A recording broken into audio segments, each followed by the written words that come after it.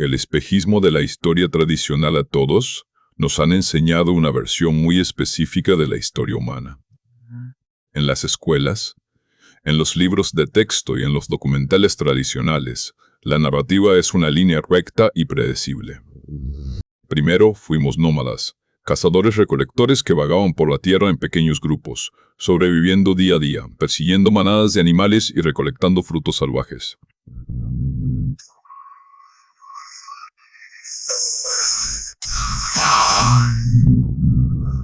Según esta historia, nuestra existencia era precaria y nuestra capacidad de organización mínima. Luego, hace unos 10.000 años, ocurrió un milagro. Descubrimos la agricultura.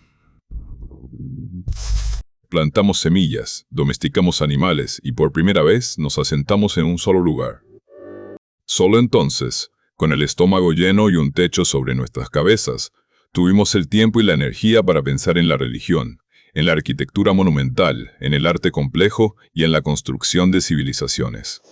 Esta es la llamada Revolución Neolítica. Sumeria, Egipto, el Valle del Indo. Todas estas grandes culturas nacieron porque la agricultura lo permitió. Esa era la verdad absoluta e incuestionable. Hasta que, en una colina polvorienta en el sureste de Turquía, alguien excavó un pilar de piedra. Ese pilar no solo rompió la línea temporal de la historia humana, la hizo pedazos. Estamos hablando de Göbekli Tepe, un complejo de templos megalíticos que es tan antiguo que hace que las pirámides de Giza parezcan una construcción moderna. Stonehenge, el famoso círculo de piedras en Inglaterra, fue construido alrededor del año 3000 a.C. Göbekli Tepe fue construido en el año 900 a.C. Es decir, Göbekli Tepe es 6000 años más antiguo que Stonehenge. Para los constructores de Stonehenge, Göbekli Tepe ya era una antigüedad insondable, más distante en el tiempo para ellos de lo que ellos lo son para nosotros hoy. Fue construido antes de la invención de la rueda, antes de la invención de la escritura, antes de que se horneara la primera vasija de cerámica. Y lo más asombroso de todo, fue construido antes del desarrollo de la agricultura. Quienes levantaron estos gigantescos pilares de piedra no eran granjeros de una civilización asentada, eran cazadores-recolectores de la edad de hielo. Y este simple hecho cambia todo lo que creíamos saber sobre nosotros mismos. El descubrimiento que cambió el mundo. La historia de cómo se descubrió Göbekli Tepe es casi tan fascinante como el sitio mismo. En 1963, un equipo conjunto de las universidades de Estambul y Chicago realizó un estudio arqueológico en la región de Anatolia, buscando evidencias de las primeras sociedades agrícolas. Llegaron a una colina artificial conocida por los lugareños como Göbekli Tepe, que en turco significa colina panzuda. Los arqueólogos estadounidenses vieron algunas losas de piedra caliza asomando por la tierra, pero las descartaron rápidamente. Concluyeron que se trataba de un cementerio bizantino medieval abandonado, un sitio sin mayor importancia prehistórica. Se marcharon, y el sitio durmió bajo la tierra durante 3 décadas más. No fue hasta 1904 que el arqueólogo alemán Klaus Schmidt, del Instituto Arqueológico Alemán, visitó el lugar. Schmidt había estado trabajando en otro sitio neolítico cercano, llamado Nevalu Sori, y estaba buscando un nuevo proyecto. Al caminar por la colina panzuda, su ojo experto notó algo que los investigadores de 1963 habían pasado por alto. El suelo estaba cubierto de miles de lascas de sílex, los restos de herramientas de piedra astillada. Nadie hace herramientas de sílex a gran escala en la era bizantina. Schmidt supo instantáneamente que la colina no era natural. Era un montículo artificial, un tel, creado por la acumulación de ocupación humana a lo largo de milenios. Y la piedra caliza que asomaba no eran lápidas medievales, sino la punta del iceberg de algo monumental. Al año siguiente, en 1705, comenzaron las excavaciones. A medida que quitaban las capas de tierra, lo que emergió dejó a la comunidad científica sin palabras. No encontraron restos de casas, ni de aldeas, ni corrales para animales. Encontraron una serie de inmensos recintos circulares, formados por pilares de piedra maciza en forma de letra T.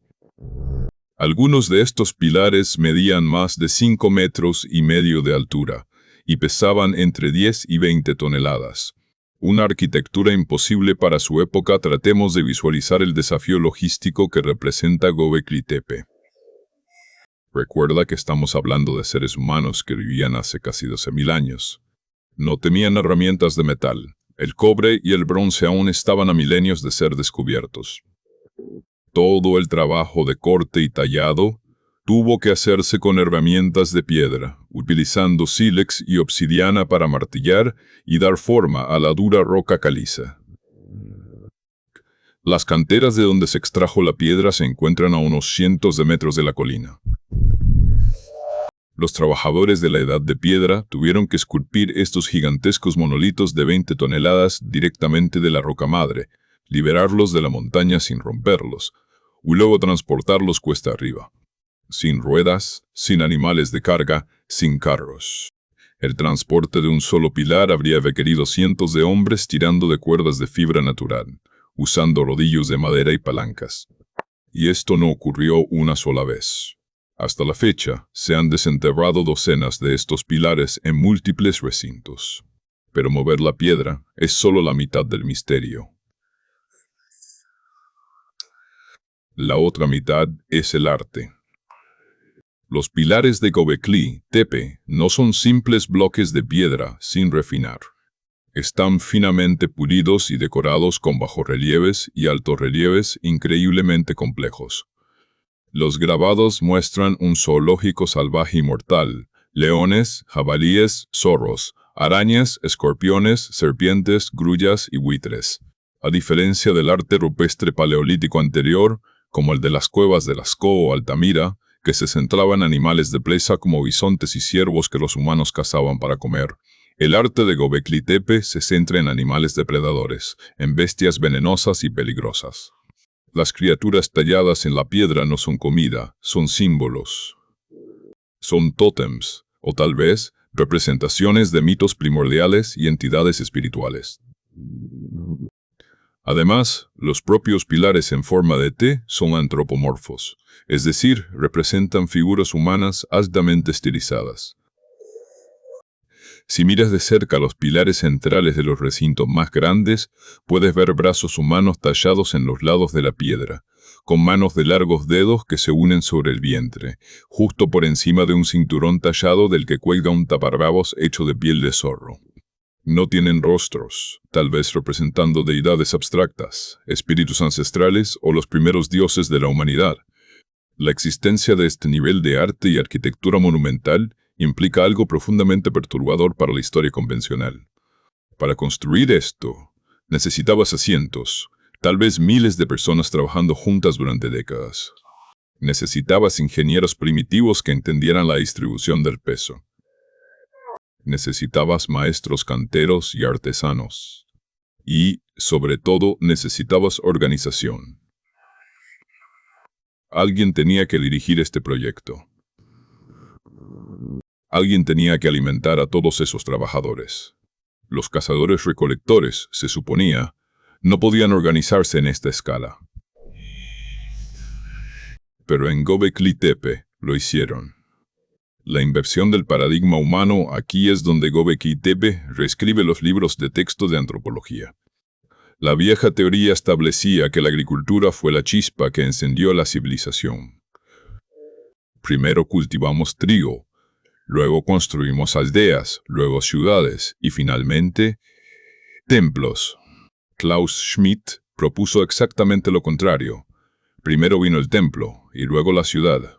Göbekli Tepe sugiere que la urgencia humana de adorar, de buscar significado espiritual y de crear monumentos sagrados fue, de hecho, el motor que impulsó la invención de la agricultura. Imagina miles de cazadores-recolectores reuniéndose en esta colina para construir y adorar.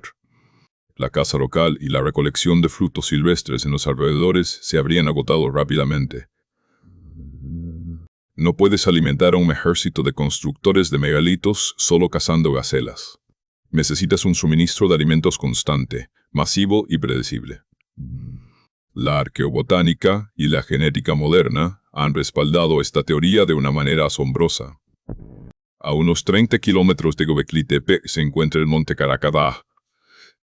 Los genetistas han rastreado el Adón del trigo moderno, el pan que comemos hoy en día, y han descubierto que su ancestro genético, la cepa original de trigo es caña silvestre que fue domesticada por primera vez en la historia humana, proviene exactamente de ese monte.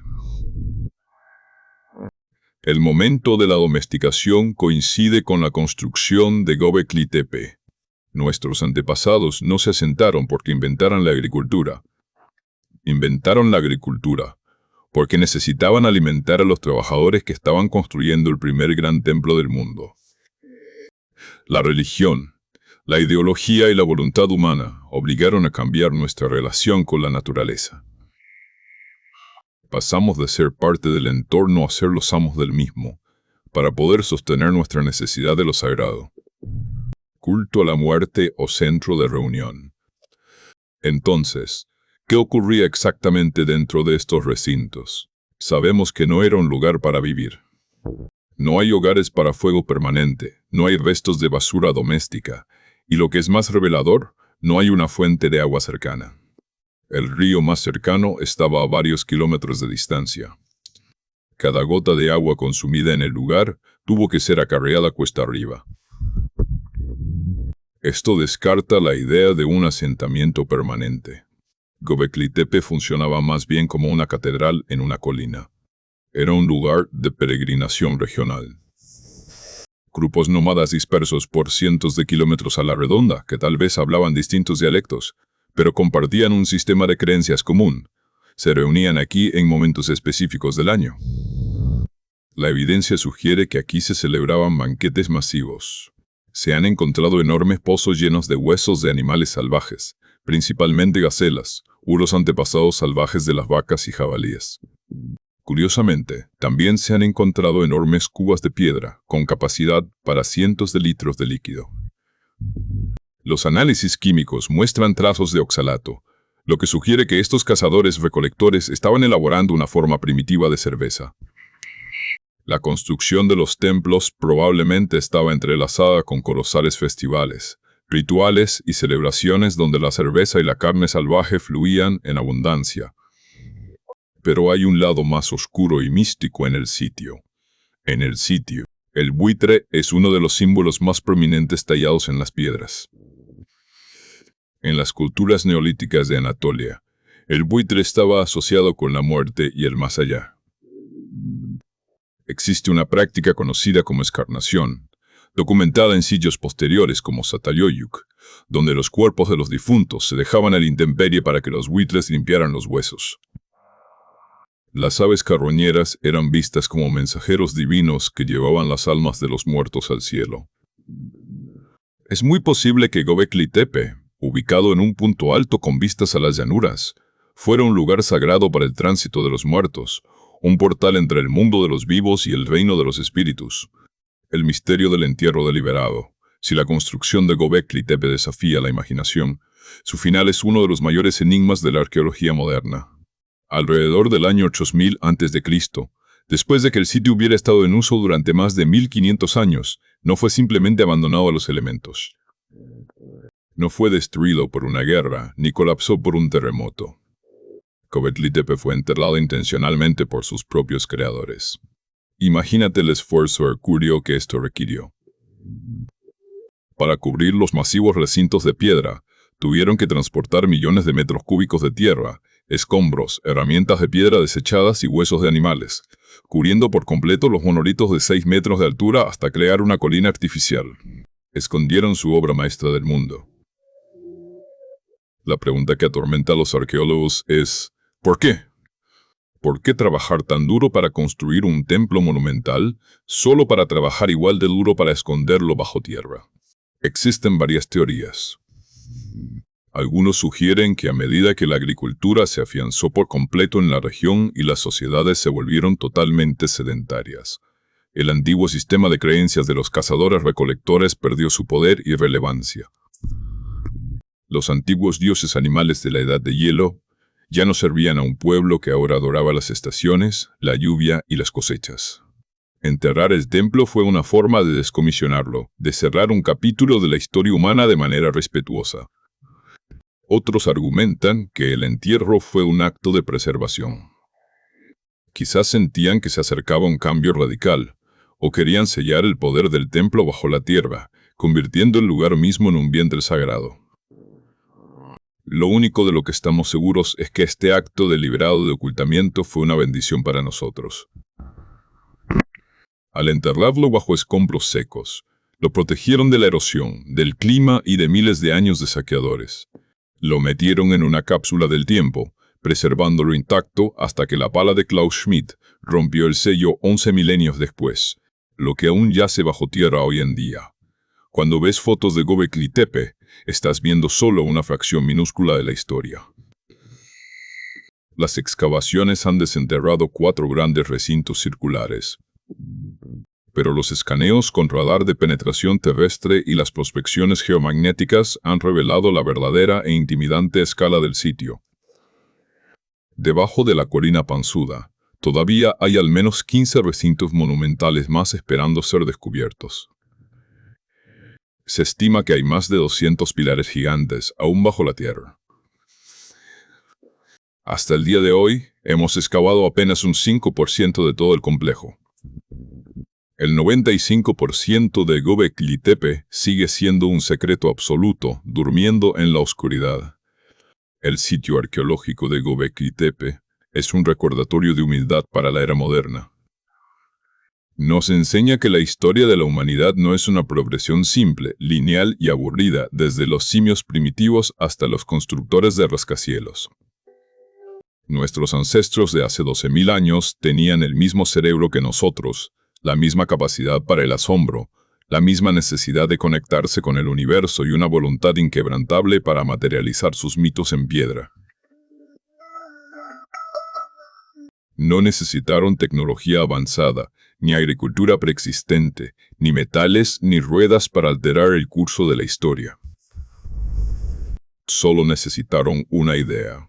Y esa idea esparcida en una colina de Turquía fue el amanecer literal de la civilización tal como la conocemos. La próxima vez que mires un edificio monumental, recuerda que el instinto de construir a gran escala no nació en una ciudad rodeada de granjas, sino en la mente de cazadores nómadas que, mirando las estrellas de la Edad de Hielo, decidieron que querían construirle una casa a sus dioses.